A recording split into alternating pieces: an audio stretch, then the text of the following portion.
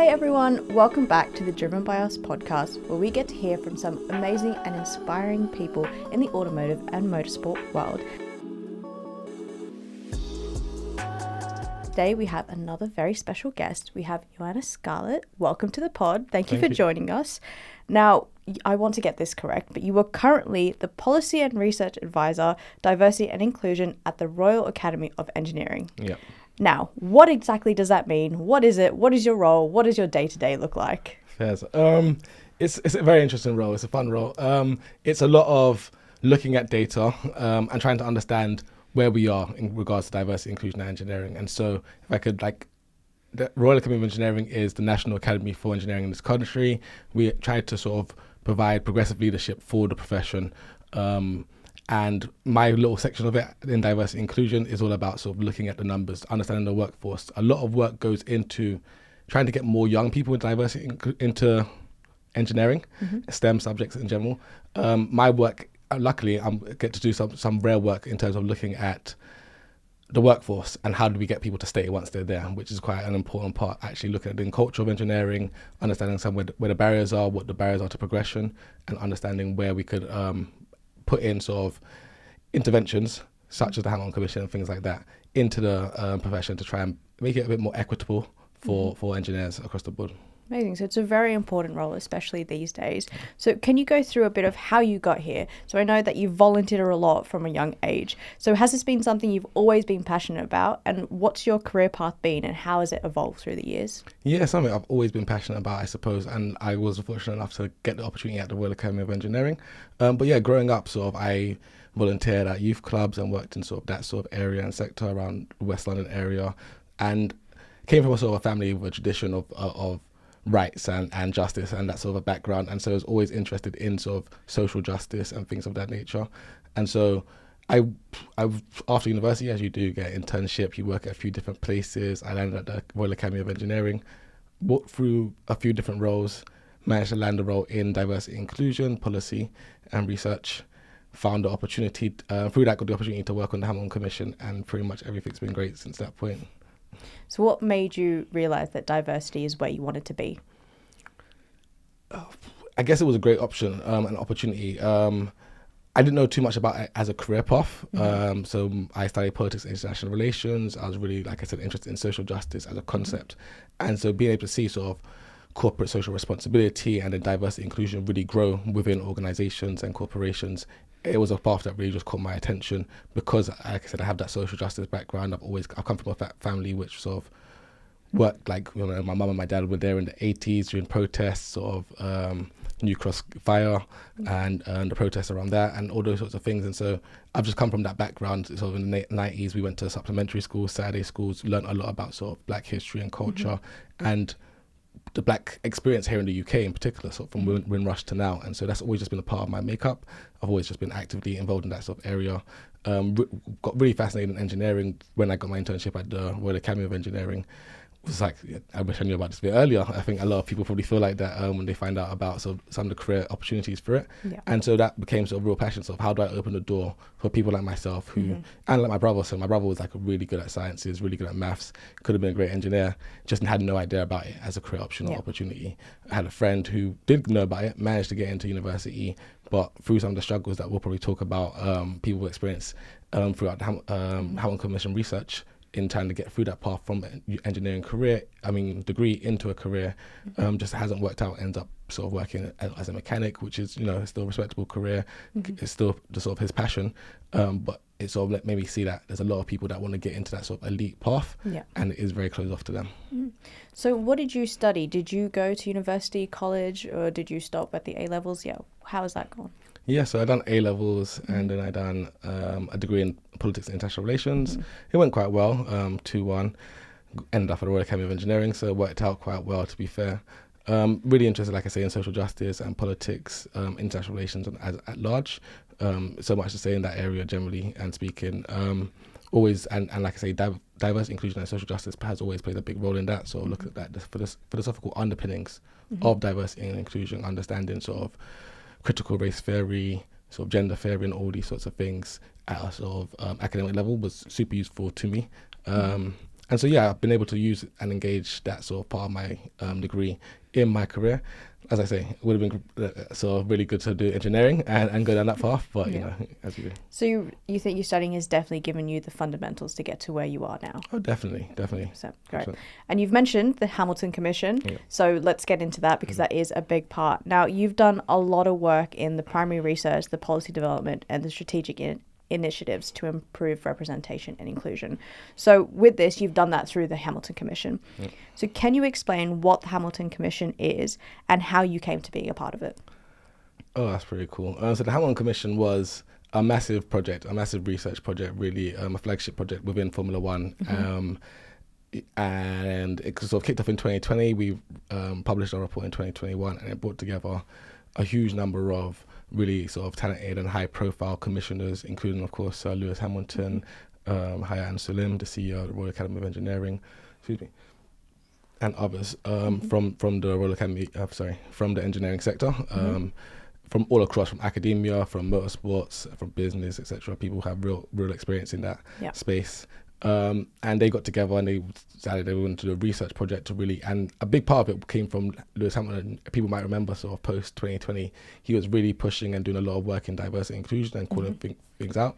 But I think he was also being challenged a lot on some of the things he was calling out.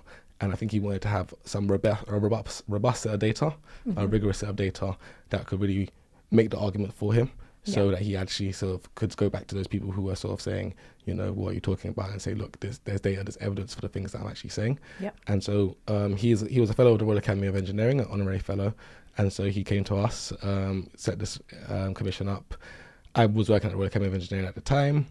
I was in the role as doing research and policy for diversity and inclusion, and so it was a great opportunity to work with my director at the time. He's not here right now, but yeah, he's super important on the research, Dr. Reese Morgan. And so it was me and him pretty much day to day doing the research alongside my other, my manager at the time for diversity and inclusion, Polly Williams, doing the research on a day to day level. And reporting back to the commission. Lewis was super involved, super engaged. He wanted to understand what was going on within the industry. And we sort of took a top-down approach or bottom-up approach even. So how do you get into the motorsport industry? And not just look at sort of the problems within motorsport, but actually look at the entire pathway to it. So looking at education from sort of the very beginnings, looking at secondary, looking at college, A-level sector, and apprenticeships, and then looking at further education and higher education, and then looking at the motorsport industry itself and trying to understand where the barriers occur at each stage for people from Black representation backgrounds to get into the motorsport stage, and then we made our recommendations based on that. Okay, amazing. Now, how did you get onto this project? Was this something through the Royal Academy, or was it through other people in the sport?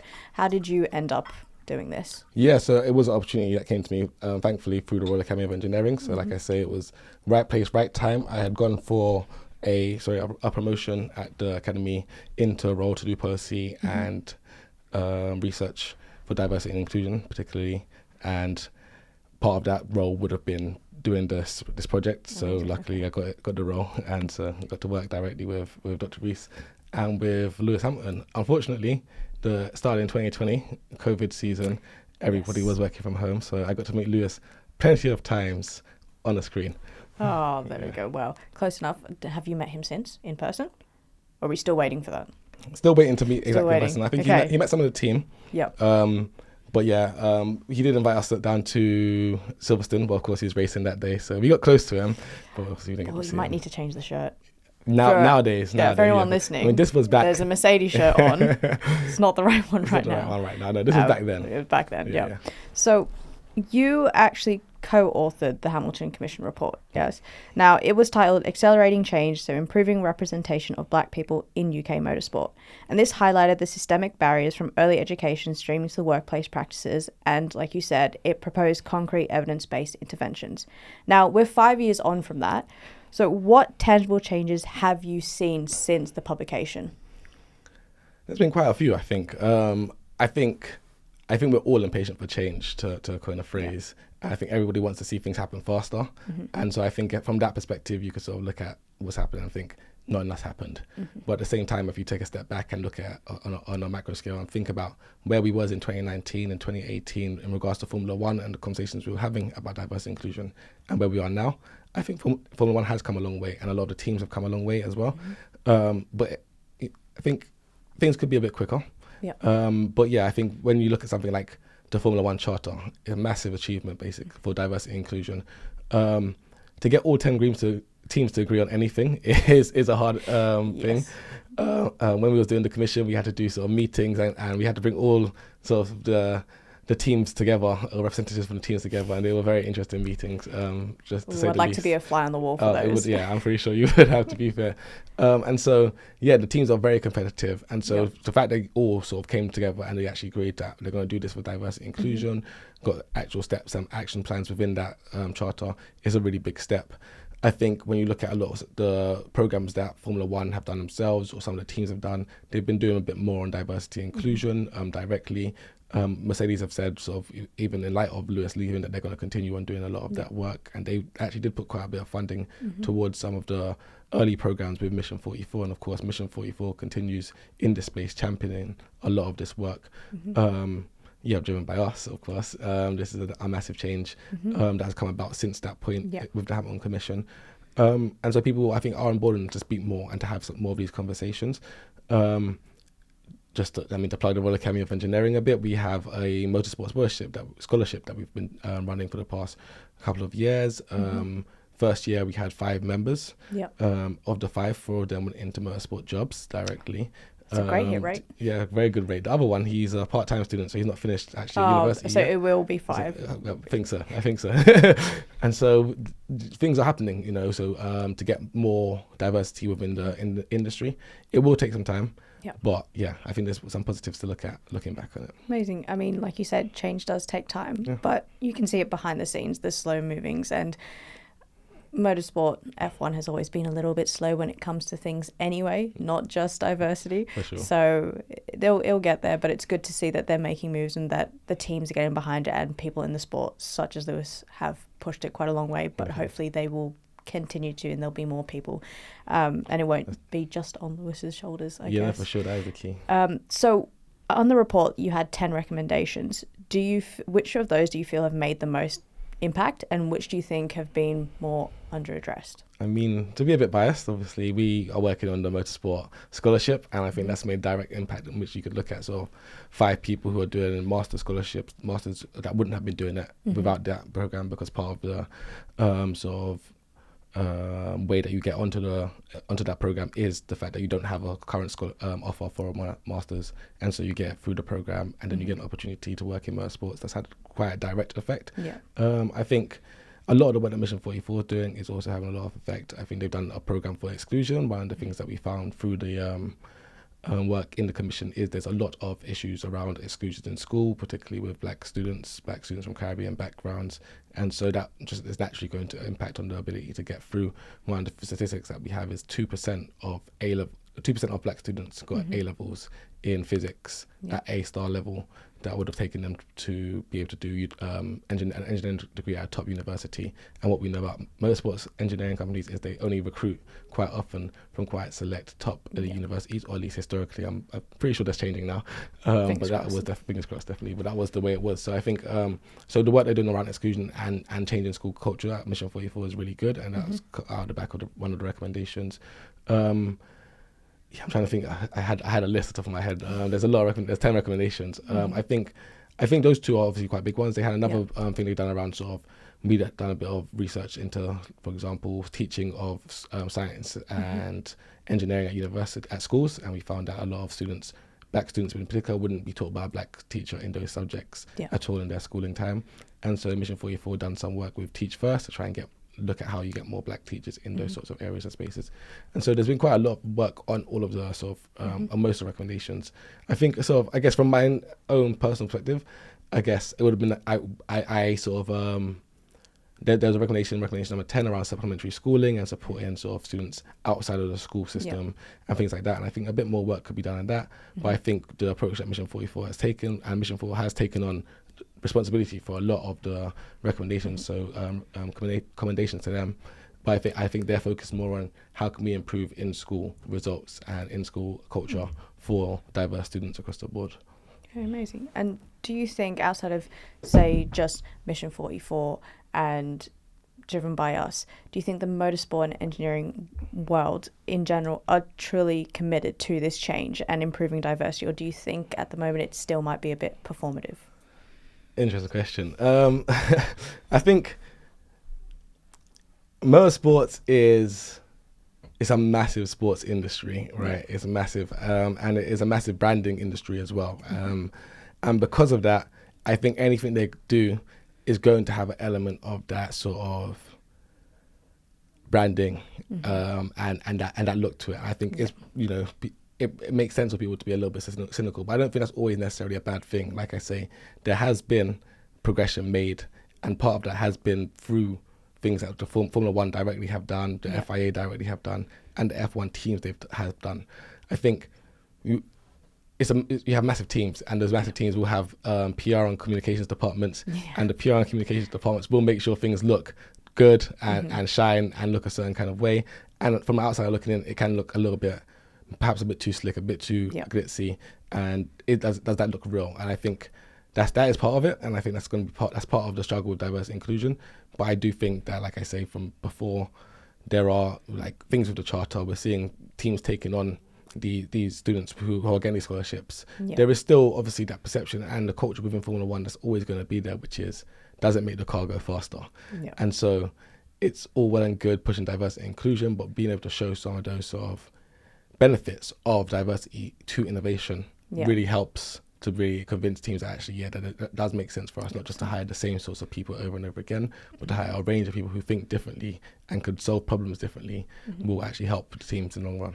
Yeah, amazing. And there are obviously a lot of barriers to that, just personally as well on the journey. I'd like to get into what those barriers are and what you think, but you mentioned before that you had some yourself. You didn't go into engineering because you didn't particularly think about it. What barriers have you faced, or any challenges you faced in your career, or just being in the motorsport industry? Yeah, I mean, I guess, I'm a bit of a fraud. I'm adjacent to the motorsport industry through engineering, but I think there's a lot of struggles. I think for a lot of people from diverse backgrounds going through any sort of profession, generally speaking, I think, and it starts from quite early. And a lot of the research that we found, and through the sort of interviews that we done, luckily I got to do quite a lot of those interviews. I got to speak to sort of engineers both working within Formula One from ethnic minority backgrounds, and also engineers who didn't make it to Formula One and who are doing research or doing work in other areas as engineers. And what was similar, I suppose, is that quite a lot of the time it wasn't a straight path or an easy path for them. So they quite often came from working class backgrounds, quite often were the first people in their family to go to university. They didn't have the contacts or the networks or the connections to really understand where to take or how to take their next step. When we look at sort of universities, a lot of them were just happy to get to universities. When we start talking to them about sort of Russell Group universities versus post-91 universities and all this sort of thing, they start looking, what does that even mean? And I think, and for me, it was the exact same thing. When I went to university, I was picking my university. I was like, where did my mum go? Where did anyone that I knew that I had any relation or experience to go? I wasn't thinking about university rankings or if I go to this top university, then you get into the top jobs. I didn't even think it had that much of an impact. I thought a university degree was a degree. And I think a lot of people had that same thing.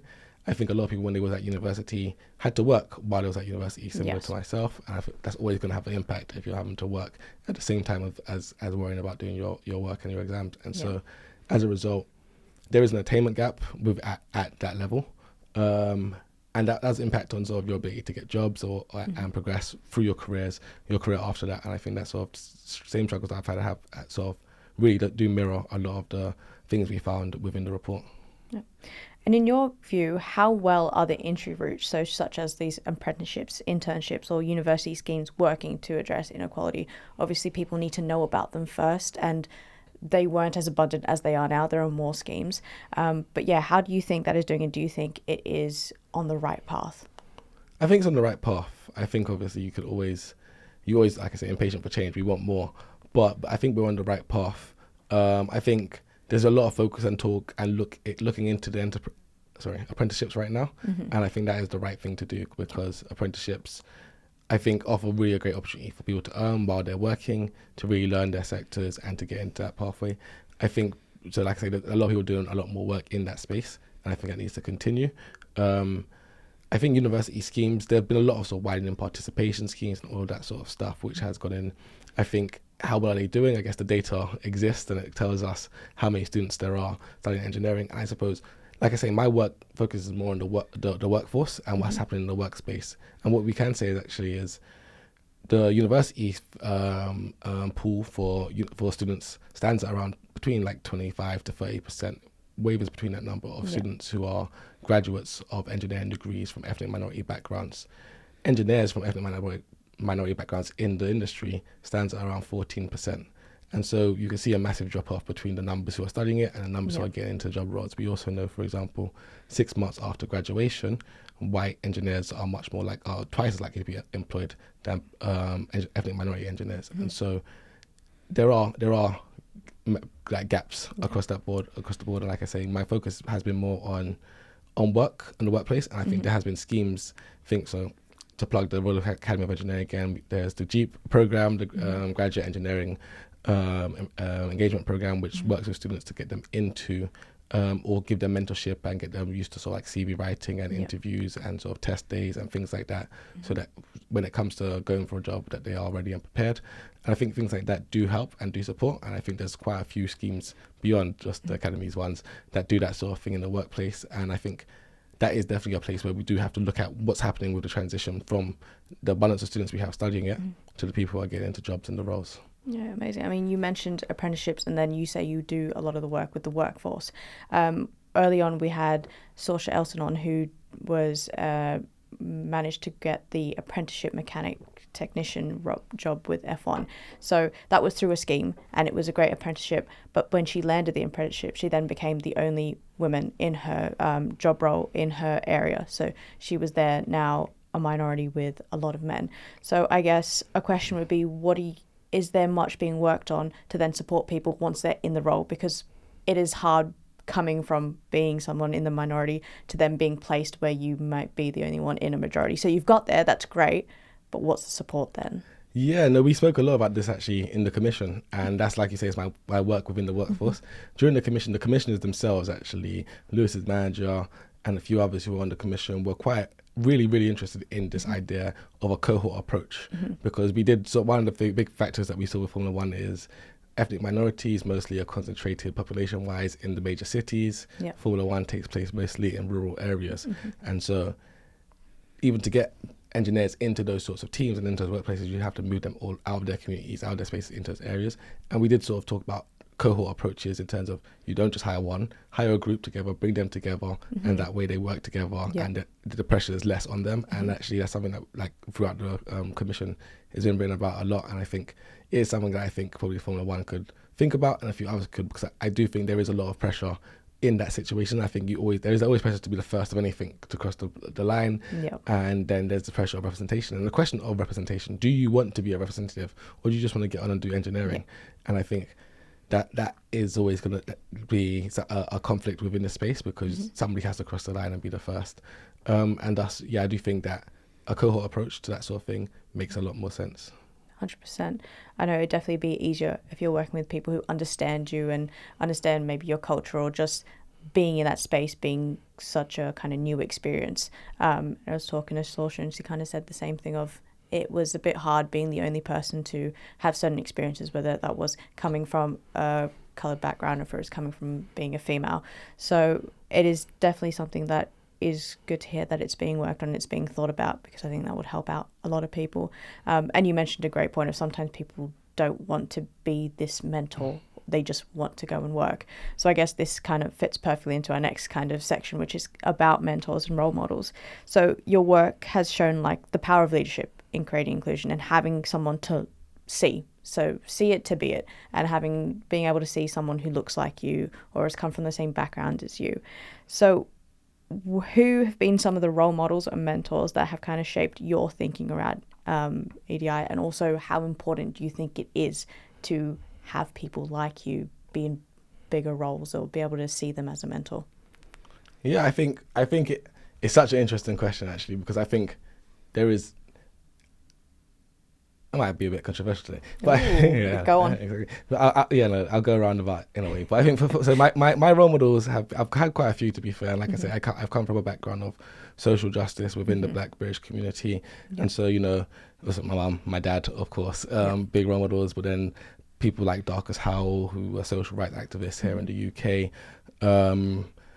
People like Malcolm X, Martin Luther King, Marcus Garvey, Stokely Carmichael. I've done a lot of reading from that era as well about sort of black rights and activism, Frantz Fanon and so on and so forth. So I've got a lot of role models that I can wheel off. I think in my professional and personal life, I've got lots as well, working at the Royal Academy of Engineering. I couldn't name drop them all, but of course our CEO is of course quite inspirational as well, and sort of she signed a commission alongside Lewis Hamilton, and she's really taught me about sort of how we use data to sort of really make the arguments and make the points, and that's been a big thing that I've adopted in my approach. So I think role models are important, and most of the people that I mentioned, most have been from ethnic minority backgrounds, but not all. Like I say, Dr. Reese, who I work with, a big role model, white man. I think there's a lot of people that you can be role models be outside of that, and that's why when I said about representation, because I think there's been a big emphasis on representation,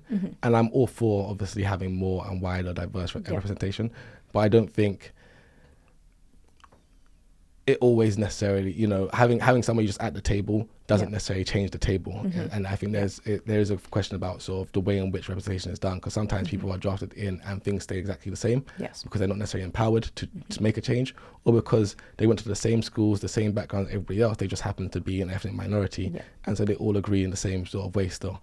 And so you've diversified how things look, but you haven't actually diversified the thought processes within that room. And so I think, whilst I think representation is important, I think sometimes it has been overplayed recently within the diverse inclusion world. And I think you've ended up with sometimes boards and things that look diverse on paper, but in reality, the decisions that they're making and the sort of backgrounds that they come from are all very similar. I very much agree with that. I think you put it well, the whole a seat at the table doesn't actually change the table.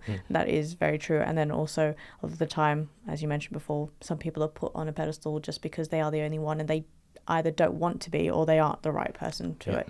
Sometimes people do just want to go to work, and unfortunately it sometimes falls on shoulders of people that maybe feel like they have to as well. I think one of the things is Lewis. I know he's done so much, and it's unfortunate that he's had to do so much, but he is the only person of colour on the grid. Yeah, textbook example of that, isn't it? Yeah, and he's had to do so much for it, but realistically there should be others helping, and that's hopefully what this is all coming to be a part of. It is not just the person of colour that has to do all the work, it is everyone else, and then changing the culture really is the big thing. So there are many groups that are trying to do that, and you've mentioned quite a few of them. So just for anyone listening at home, what are some groups that they should be going to or thinking of leaning towards to really get the best out of it? Driven by us, of course. Yeah, there we go. First one. No, definitely driven by us. But no, I love this organisation and things. I've had an association with Driven by Us for such a long time. So of course, having done the Hamilton Commission, a lot of the founder members of Driven by Us, I would actually put myself as a founder member. I was there at the first meeting. Then I was just super busy. Yeah, I was just super busy afterwards, so I dropped off. But a lot of the founder members were people who I actually got to speak to throughout some of the research and got to meet and stuff like that. And so yeah, it's really great to see some of the work that has been still being done by Driven by Us. So really, support this organisation if you can. But yeah, outside of that, there's the Association for Black and Minority Ethnic Engineers, who do a lot of work within the space of diversity and inclusion and trying to, promote ethnic representation. They've been doing it for a long time as well. So I think they deserve a big shout out and a lot of support. There's so many, like you say, organisations within this space. I think those two are the biggest ones that I would say that I give my shout out to. Of course, the Royal Academy of Engineering as well.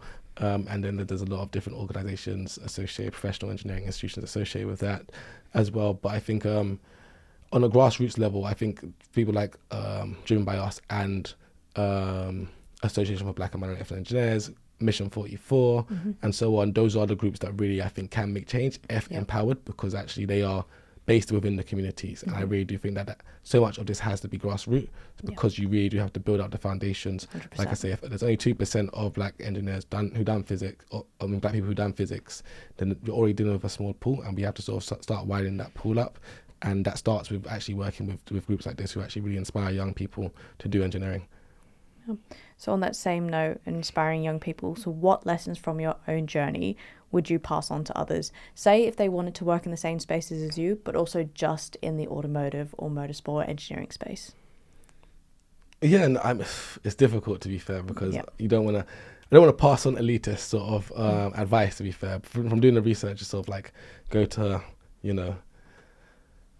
one of the top universities. I don't want to say any names because, like I said, I don't want. But one of the top universities, like Oxford Brookes, something like that, or Imperial or Cambridge. Do your engineering degree, and that puts you on a very good pathway. At the same time, that's the wrong thing to say in many ways, because it is. I guess you could spin it off the fact that you can get to those places. You can 100% get to those places, but and I to think work for 100%. them. But I think that we do have to really push for the industry to actually broaden its mind. That is true. Around sort of what a good quality engineer looks like, and that actually a lot of other universities do turn out good engineers. A lot of apprenticeship pathways will turn out good engineers, and so I do think we do have to do that work in the industry and with workforce.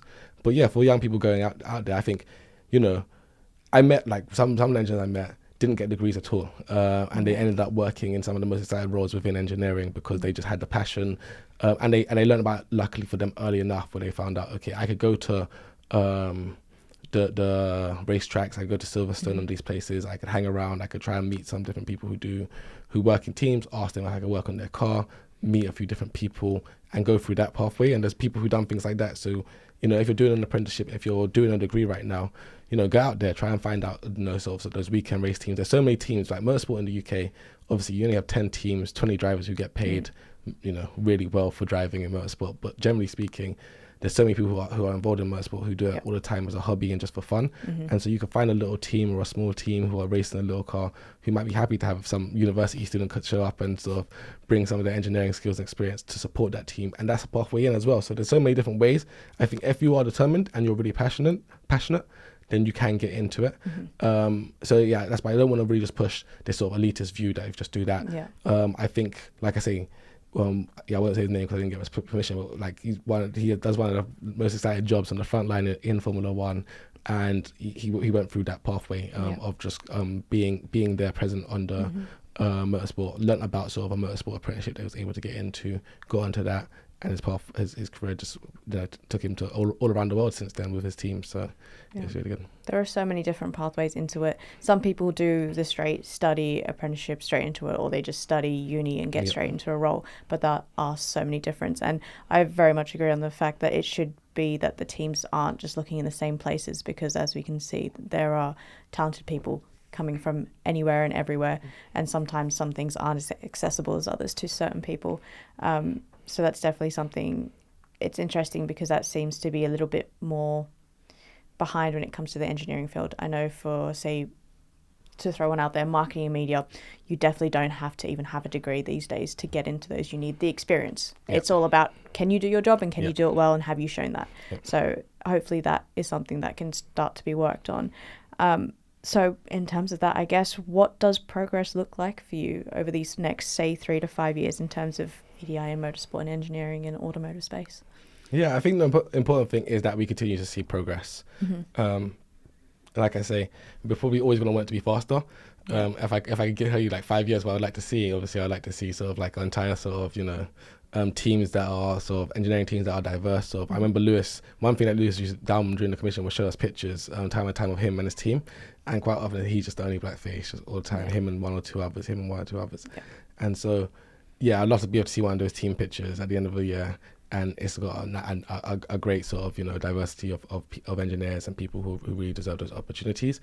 But I think the most important thing, I guess, over the next 3 or 5 years is to see that teams do start to take on more and more people from diverse backgrounds. They start diversifying how they recruit. Obviously, like I say, diversity has never been about compromise. I think there's a lot of research out there. Like my current role, sort of haven't just looked at motorsport, I've looked at engineering across the board, and sort of my most recent report, EDI Engine, looked at sort of the business case for diversity and inclusion and tried to come to an understanding of what does diversity and inclusion actually contribute to businesses across sort of the people, the products and services, partnerships and the processes. And what you find is actually all of those things are actually improved by diversity and inclusion. Like more people actually want to work for your company if your company is diverse. So you broaden the pool of the people and talent that actually want to work with you. Sort of innovation and creativity goes up. For example, 121% more patents in America were cited for diverse teams compared to non-diverse teams.